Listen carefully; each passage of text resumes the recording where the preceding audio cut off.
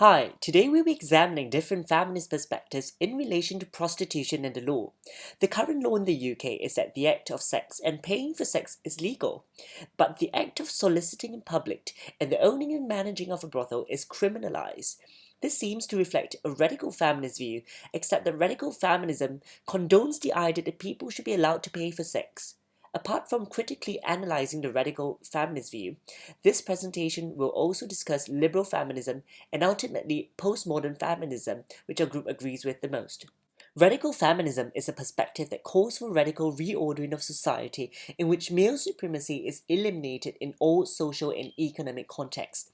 Radical feminists are of the view that in most cases, prostitution is not a conscious and calculated choice. Hence, they take a very sympathetic approach and see them as victims. They claim that most women who become prostitutes do so because they're forced or coerced by a pimp or by human trafficking, or when it's an independent decision, it's generally the result of extreme poverty or other serious underlying problems or unfortunate circumstances. In Catherine McKinnon's words, in prostitution, women have sex with men they would never otherwise have sex with.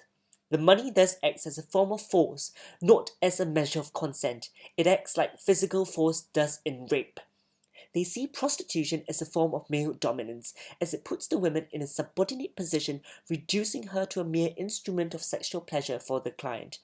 These feminists believe that many clients use the services of prostitution because they enjoy the power trip they derive from the act and the control they have over the women during the sexual activity. Catherine McKinnon argues that prostitution isn't sex only. It's you do what I say, sex. Radical feminists takes after the Swedish model by advocating to criminalize the purchases of sex while leaving the selling of it legal. In their opinion, it would stop the demand and the supply would inevitably be cut off.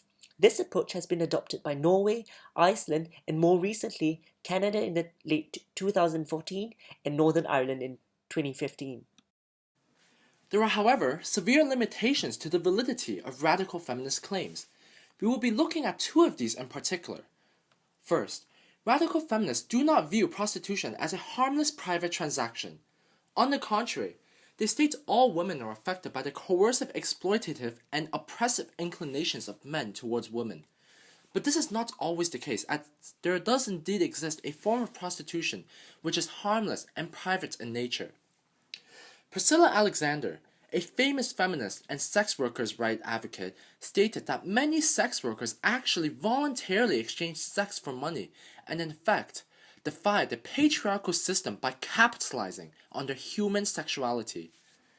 Undeniably, there may be those who willingly sell their services to pay for tuition or to afford luxury goods, amongst a number of other endless possibilities. Radical feminists also state the coercive effects of prostitution is the result of a male-dominated system that is equated to be on the level of rape. Yet the distinction between rape and prostitution is obscure, its logic tied to an abstract theory of degradation distant from presenting the actual sense of the word degradation. Radical feminists further believe prostitutes are the result of a system of male power because they unjustly focus on men as oppressors. Yet, they say little about the possibility of the woman being an oppressor of other women or even of men. And so, while the perspective adopted by radical feminists may have some merit, it is far too extreme to be socially acceptable as the one theory for describing prostitution and the system surrounding it. Through overgeneralizing concepts, radical feminists continue to view the law from an almost outdated and sexist perspective.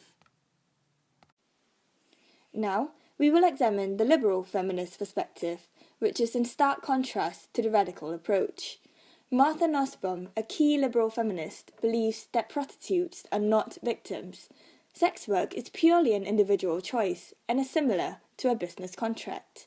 In addition, the oppression faced by prostitutes would not be from gender inequality according to the statement in question, but from social stigma. This is reflected in everyday language when describing people with many sexual partners.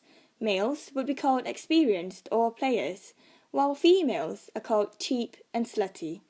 It is critical to consider what makes sex work much more stigmatized than other professions involving body parts, such as being a masseuse or a colonoscopy artist. This was touched on in Nussbaum's article, where ultimately it seems that the act of sex itself is a determining factor of the level of stigmatism attached to prostitution.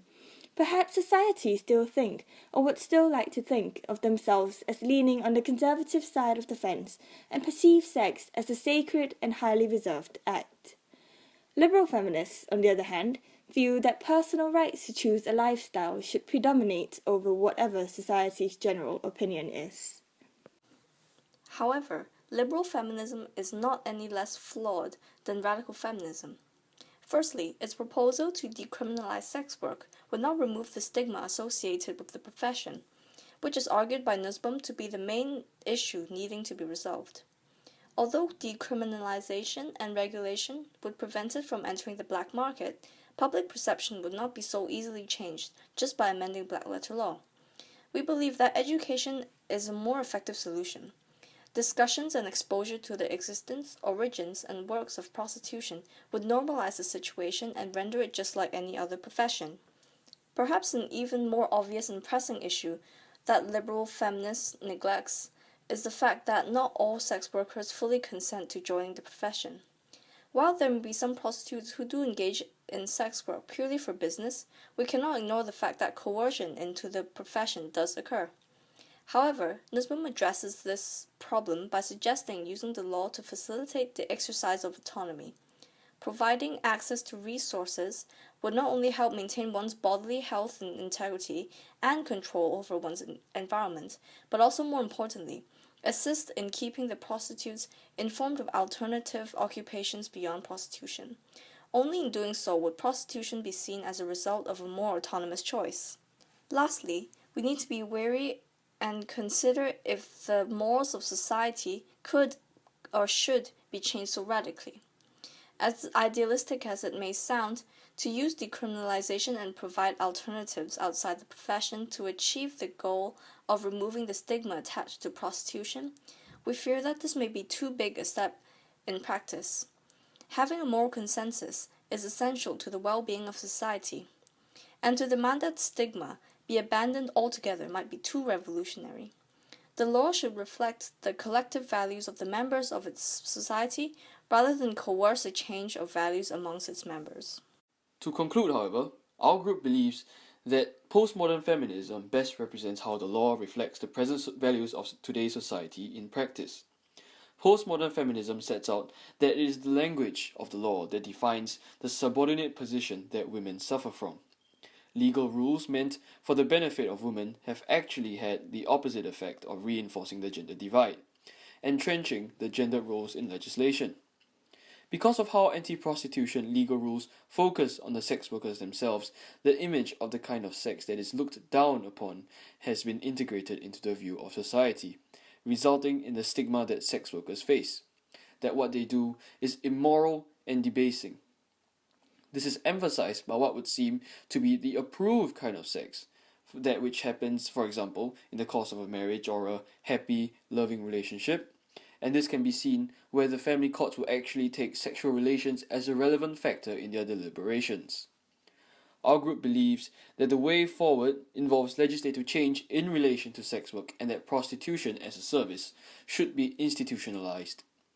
Putting further restrictions and punishments on prostitution, such as if we were to follow the view of radical feminism and criminalize the purchase of sex, would only drive prostitution or its clientele underground or further into cyberspace instead.